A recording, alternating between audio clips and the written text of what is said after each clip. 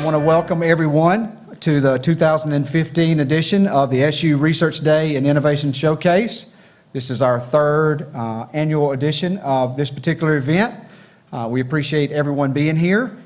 Special thanks to our provost, Dr. Diane Allen, who is on her way here from a meeting at the system office, so she should be here, she said, in probably 15 or 20 minutes.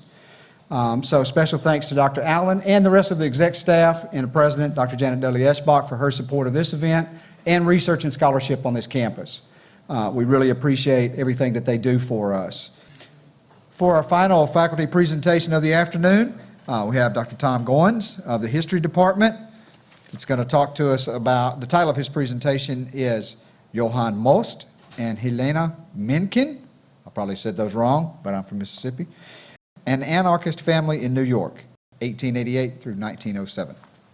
Tom? All right. Okay, so the Anarchists are last on the schedule. I see what's going on here. Well, thank you for coming out, and also thank you to Dean Pierrebohm for the invitation. All right, so I want to give you something about my own research in the field of radical history of the anarchist movement. And so it's sort of a specific set here. That's what I've been working on. But before that, I need to make some sort of comments about anarchism. Usually when I speak about anarchist history, even in an academic setting, I have to sort of do a throat clearing, so to speak. And that has to do with a really deeply rooted misconception. I think you probably sort of know what I'm talking about here. So the misconception goes like this. The anarchists were crazy bomb throwers who intent on destroying civic society. And so there were some individuals, so we need to acknowledge that, there were some individuals who did commit acts of political violence.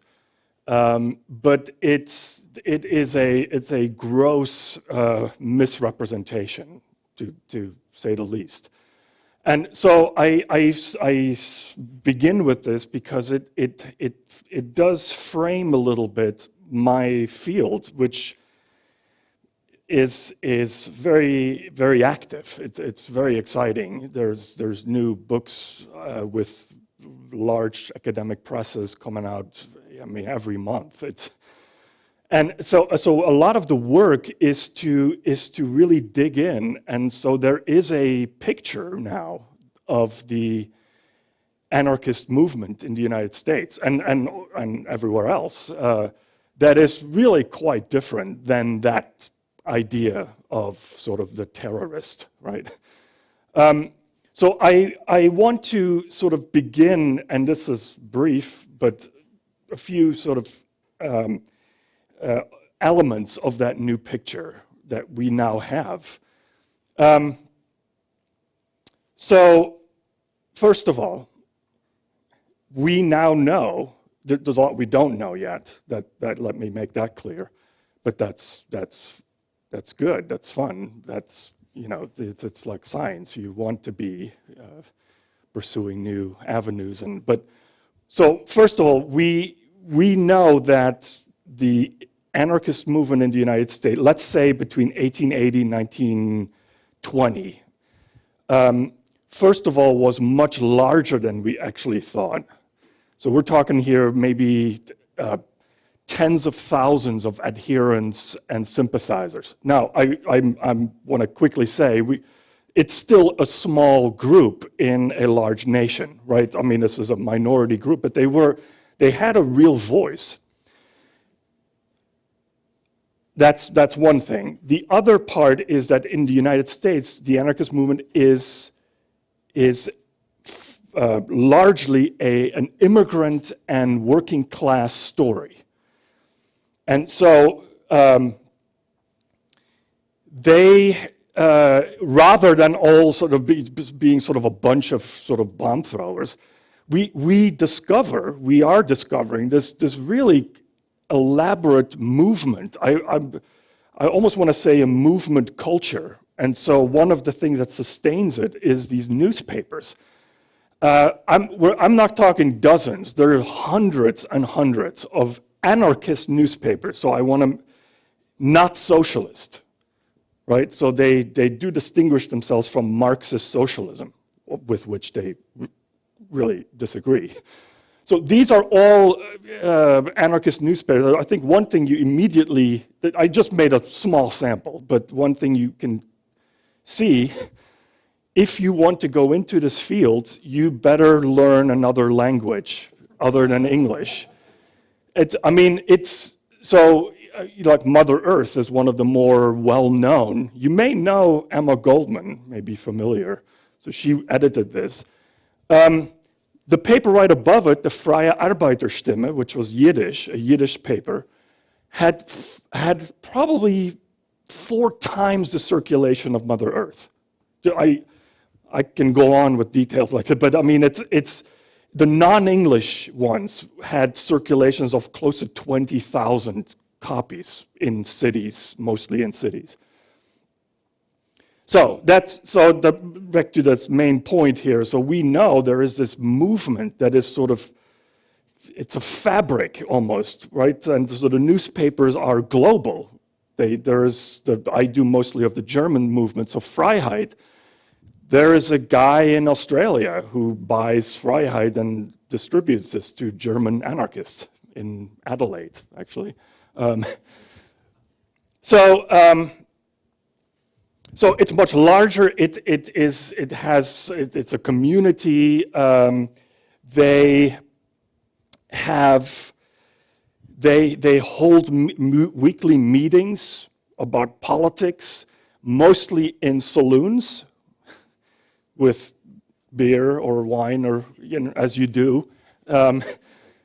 Neff's. This is just 2 examples. Neff's Hall is in Chicago. The Schwab Saloon is on the Lower East Side. In fact, that building just a year or so ago got a plaque.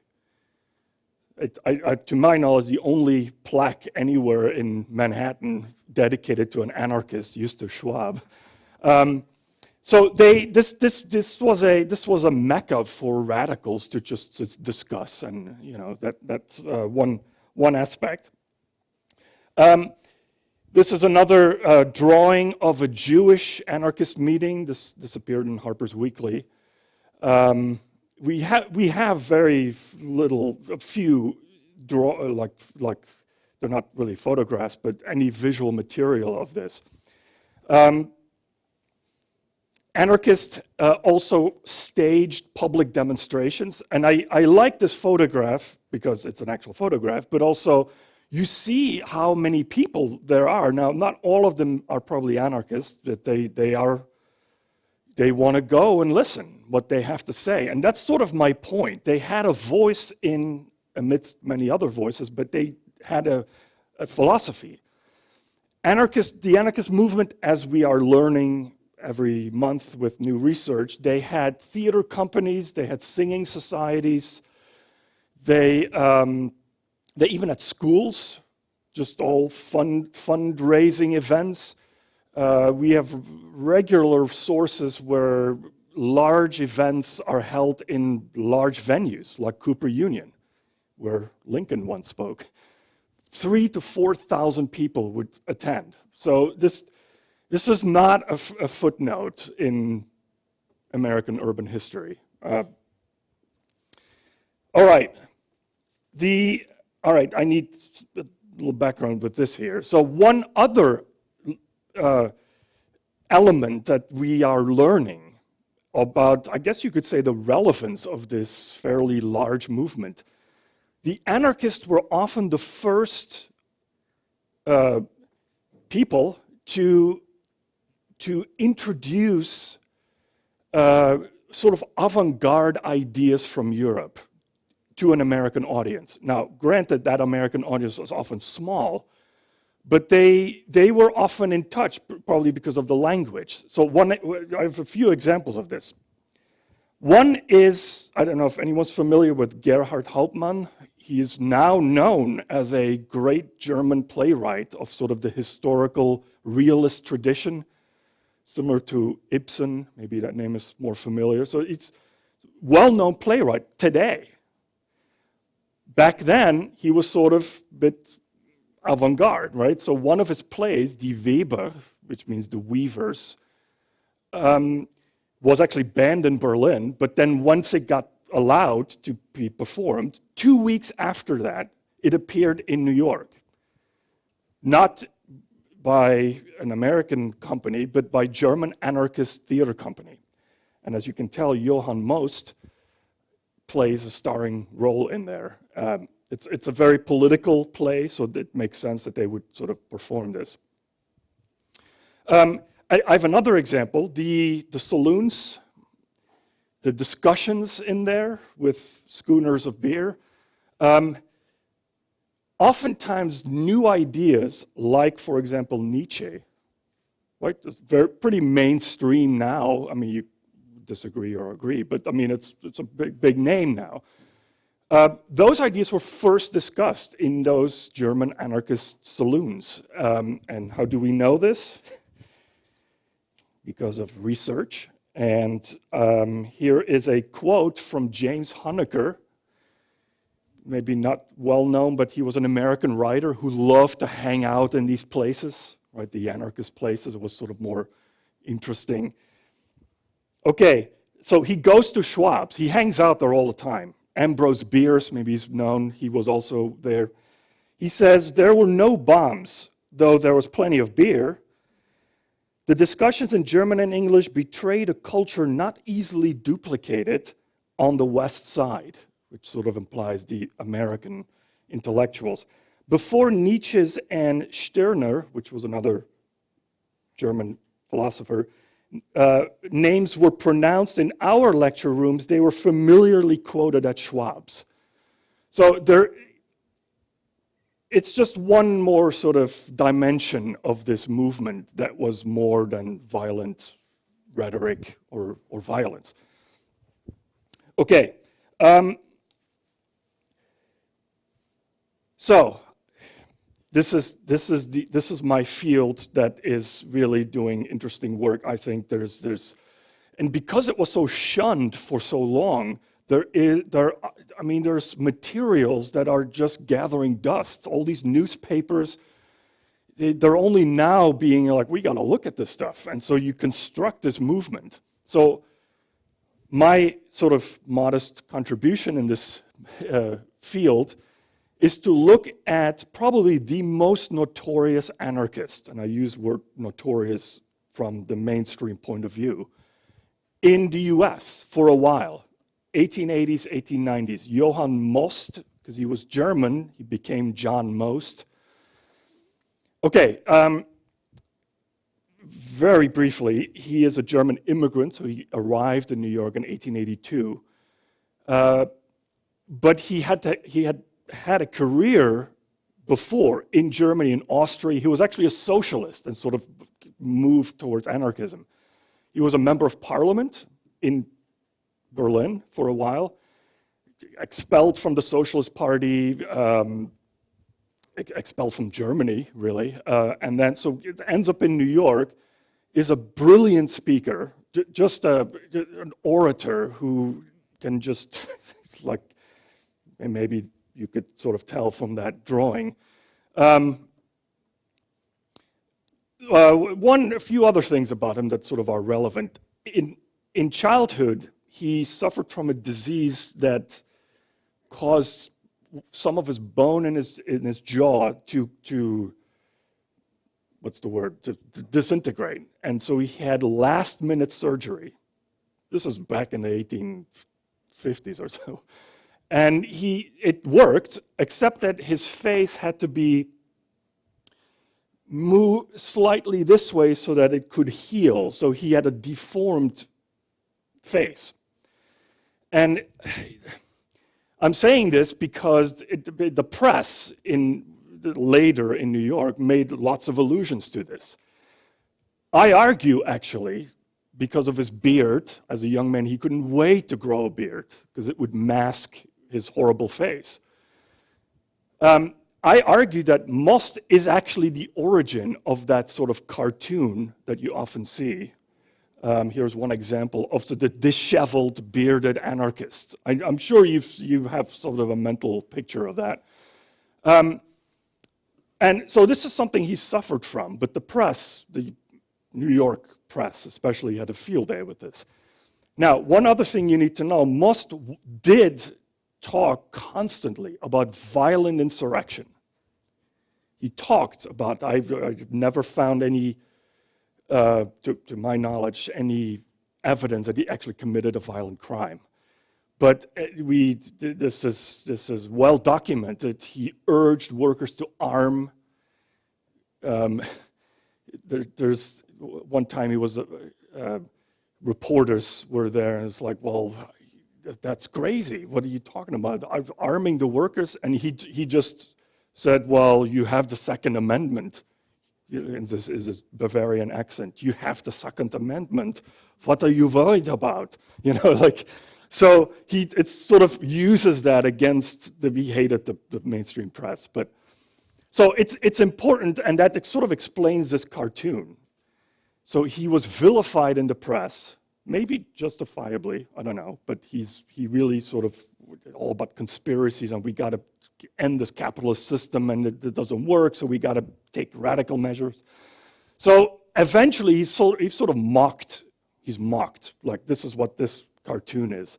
There's a little bit of background here, at the risk of going over a little bit perhaps, but he was actually 86, he was arrested in an apartment of his, I think, sort of partner, girlfriend. This is not Minkin. And he was hiding under a bed. And the press had a field day with this. So these cartoons are like, here is this crazy generalissimo who says revolution, and everyone goes under the bed. It's constant. You see this, you peruse through the New York papers, and Most is always there. He's sort of forgotten now, but. Okay, my recent project is all about his actual common law wife, Elena Minkin. She is 27 years younger than he is. She's a Jewish immigrant, becomes an anarchist herself. And I sort of knew vaguely that she had written memoirs much later on. I'm currently writing a biography of Johann Most. So I'm like, well, I got to look at this because they were partners. So on the left is one installment of her Yiddish memoirs.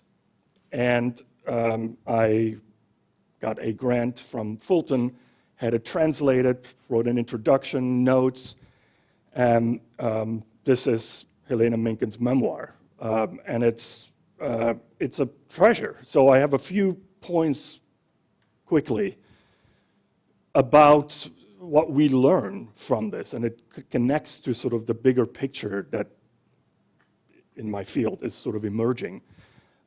First of all, it's a subjective source, right? It's a memoir, but this is the only source I have about Johann Most as a human being, if you know what I mean. Like I have lots of political, but he's a father. They have 2 children. He's a spouse. It's domestic life, and it's invaluable for the biography. There's lots of great anecdotes in it. Another point about the contribution, I think, of this memoir is the role of women in the anarchist movement. And this is there's quite a bit of criticism allowed here, I think, because it turns out women were very active, but they were a bit, I would argue, pushed to the background. by men. The German anarchist movement was pretty well male-dominated. And that's a legitimate criticism, because anarchists proclaim no authoritarian structures should exist. Minkins herself was becomes the bookkeeper of the Freiheit. If you remember from that, Most was the editor of Freiheit. So he's a very critical figure. Freiheit was the largest German language anarchist newspaper in America, in the world, really. You may be familiar with Emma Goldman. Emma Goldman is an interesting case because she consciously transcended this Jewish movement and became this American speaker. J. Edgar Hoover called her the most dangerous woman in America. So anyway, here she's talking to a lot of people about, in this case, birth control. So she sort of expands in a lot of different areas. She's actually later deported from the US in 1919. But so I guess a third point about this memoir that sort of confirms or contributes to it is it's as much a story about an anarchist woman as it is about immigrant life. There is a lot of interesting details about how these anarchists are also living in this very capitalist, fast-paced commercial city, and they have to get jobs, the housing, they move all the time. There's, apartments, and so you get, it's a great source for immigration historians. I have, maybe if I may quickly, here is another photo. I didn't talk about them, but just the fact that there is family, right? Family, this goes back to this charge that anarchists were just these lone wolf terrorists. They were just not. They had families. They had family picnics. So Maria Rhoda was an Italian anarchist. Pedro Esteve, very important figure in the Spanish language anarchist movement in America. Okay, I guess I wanted to end with this, just adorable photograph of Most and Minkins' two sons. Okay, first of all, their names, okay, on the left is John Jr., on the right is Lucifer Most. Poor kid, right? But I did some research on this. John Jr. grew up to be a dentist, lived in the Bronx for a long time, cherished his father's ideals, became a member of the NAACP, which is kind of an interesting. They moved to Boston later. The son of John Jr. is Johnny Most. I don't know if anyone knows who Johnny Most is, but he became famous as the sportscaster for the Boston Celtics. He died in 1993, and he has that voice that always reminds me, maybe this is how Johann Most sounded. Maybe he has that very quiet. And I'm actually in touch with his son, Jamie Most, and he's very interested. I emailed him this picture, and he told me immediately in an email after that, I have one of those pins that it's a pin, I don't know if you can tell, but it has Johann Most's face on it. So that's he became a real estate guy in New Jersey. So goes different paths, I guess. So I'm very much want to hear your questions, so I'm going to leave it at this. Thank you.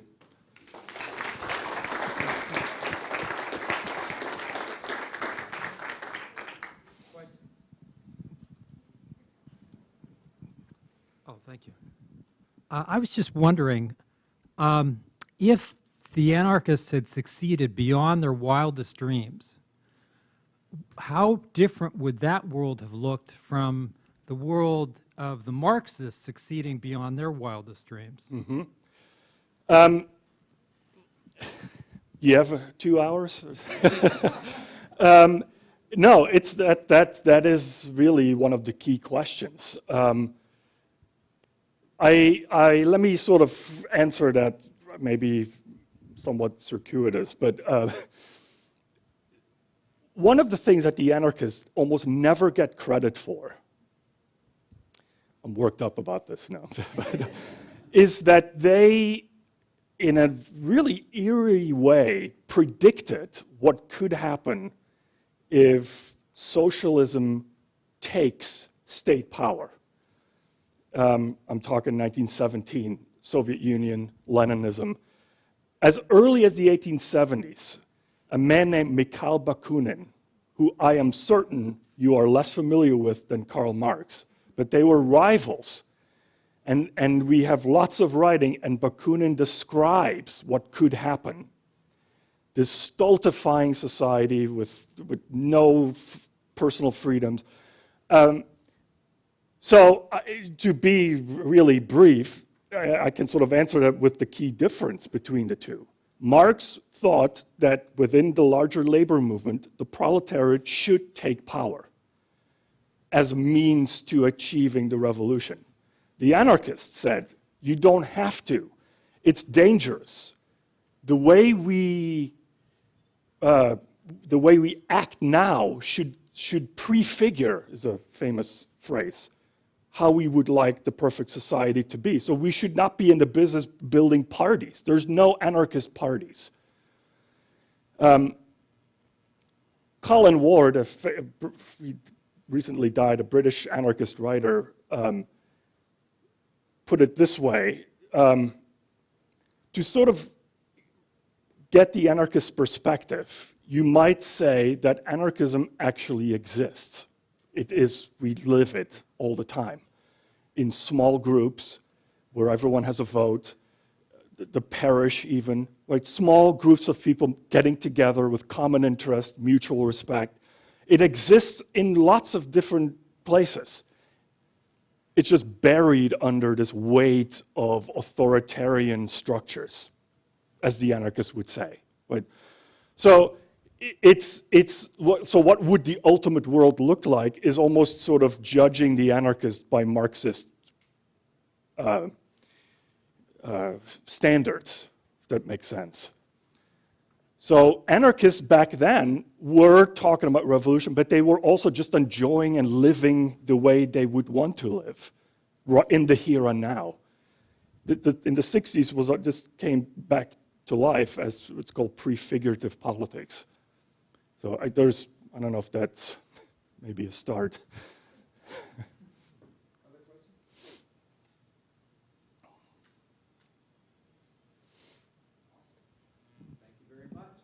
Thank you.